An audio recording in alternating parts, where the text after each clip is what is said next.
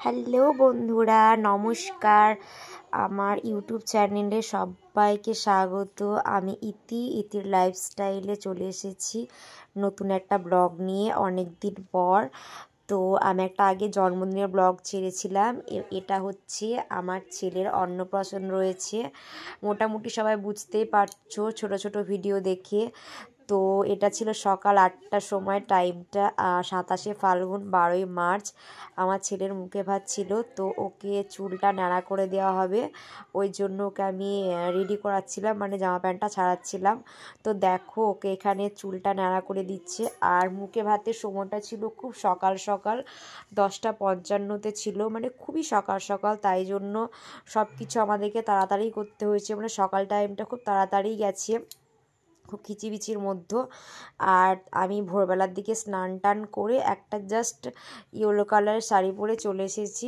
খুব একটা সাজগোজও করতে পারিনি। আর সত্যি বলছি, নিজের বাড়ির কাজ হলে সেরকম সাজগোজ করাও হয় না। আর এদিকে তো বললাম খুব সকাল সকাল, তাই জন্য কেউ চা খাচ্ছে, মানে এটা চায়েরই টাইম।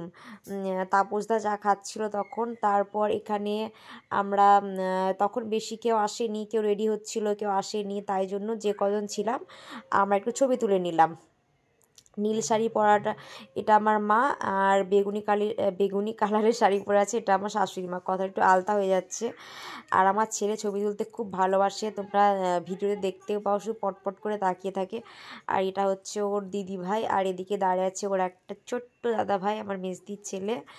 ও তো তারপরে ওকে স্নান করানো হয়েছে, স্নান করানো হবে। আর এদিকে নিয়ম আছে অন্নপ্রাশনে গায়ে হলুদ দেওয়া, তো গায়ে হলুদ দেওয়া হবে। আর এদিকে টিয়া কালের শাড়ি পরে আছে, এটা আমার যা। আর এদিকে মাসুতো ননদ আমার মা রয়েছে। তো ও স্নান করতে খুব ভালোবাসে, স্নান করার সময় কোনোদিনও কান্না করে না, মানে খুবই খুবই খুবই ভালোবাসে স্নান করতে। কিন্তু ওর যত কান্নাকাটি ক্রিম মাখার সময়, কাজলে টিপ পরানোর সময়, জামা পরানোর সময়, এইসব যত ওর কান্নাকাটি। আর তারপর ওর গায়ে হলুদ হবে, তাই জন্য রেডি হচ্ছিল সব। আর এই যে দেখতে তোমরা পাচ্ছ গায়ে হলুদ হচ্ছে। অন্নপ্রাশনে আছে এখানে নিয়ম গায়ে হলুদ দেওয়া, তো 5-6 জন মিলে না 7 জন মিলে গায়ে হলুদটা জাস্ট দিয়ে নিল। আর তারপরে সব একে একে লোক আসছে।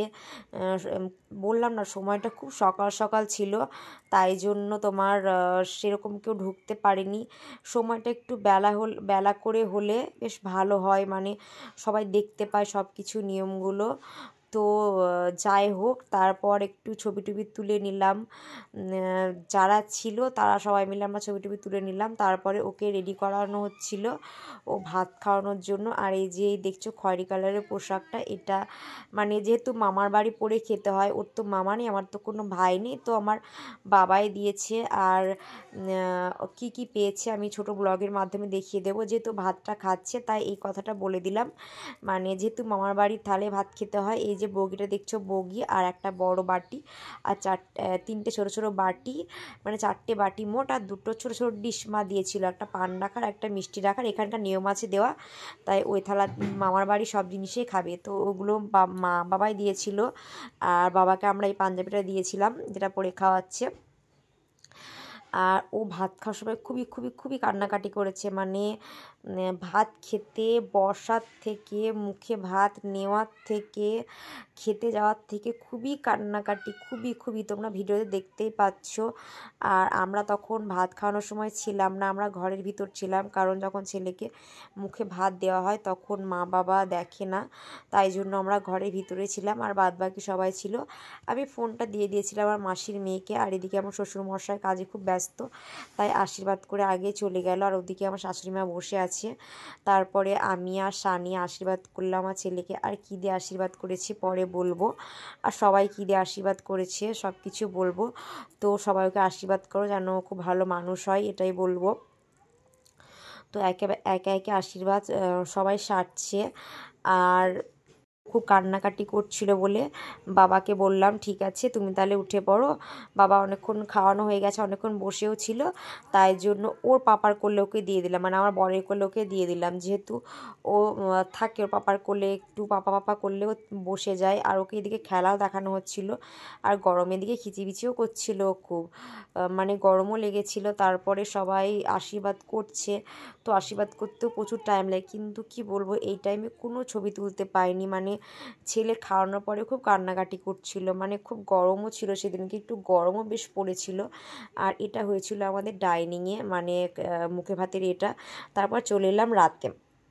তো রাতের লুকটা আমার কেমন হয়েছিল সবাই বলবে আমাকে দেখতে কেমন লাগছিল।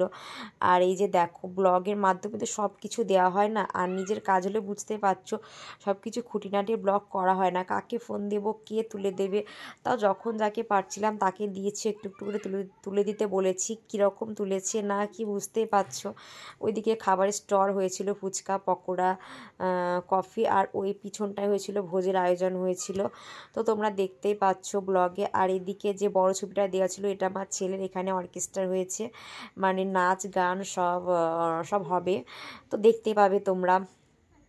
আর এই যে দেখো সবাই এবার মানে রাত্রির দিকে, এটা অনেকে রাত্রি হয়ে যাওয়ার পর আমরা সব নাচ গান শুরু করে দিয়েছি। তো সবাই নাচে, এ বাড়ির লোক ও বাড়ির লোক দুই বাড়ির লোক সবাই খুব মজা করেছে, সবাই খুব নাচ করছে। আর আগে তো বললাম ব্লগের মাধ্যমে সব কিছু খুঁটিনাটি দেওয়া হয় না, কারণ ব্লগটা প্রচুর বড় হয়ে যাবে, তখন বেশি ব্লগ বড় হয়ে গেলে কেউ দেখতে চায় না, ভিউজ কম হয়, তার জন্য যত চেষ্টা করি ছোটোর উপরে করার চেষ্টাই করি ব্লগটা। তো এই যে দেখো সবাই নাচা গানা শুরু করে দিয়েছে, আর সবাই নাচ করেছে আমাদের এই বাড়ি থেকে, যারা নাচ কোনোদিন করেনি তো ফার্স্ট টাইম তারা ওখানে গিয়ে নাচ করেছে। সত্যি বলছি, আমার বড় জামাইবু, তারপর আমার মামাতো জামাইবাবু আছে একটা, ওরা কোনো দিনও নাচ করেনি, মানে ফার্স্ট টাইম, মানে কোনো পুজো বলো বিয়েবাড়ি বলো কোনো দিন নাচ করেনি। তো আমার ছেলের ওখানে গিয়ে ফার্স্ট টাইম নাচ করেছে, তো সবাই অবাক, সবাই বলছিল মানে আমার ছেলে কিছু করুক না করুক সবাইকে নাচিয়ে তুলেছে এটাই। আর ভালো লাগলে আমার ভিডিওটা সাবস্ক্রাইব করে দিও, পাশে থেকেও কমেন্ট করো। Tata bye.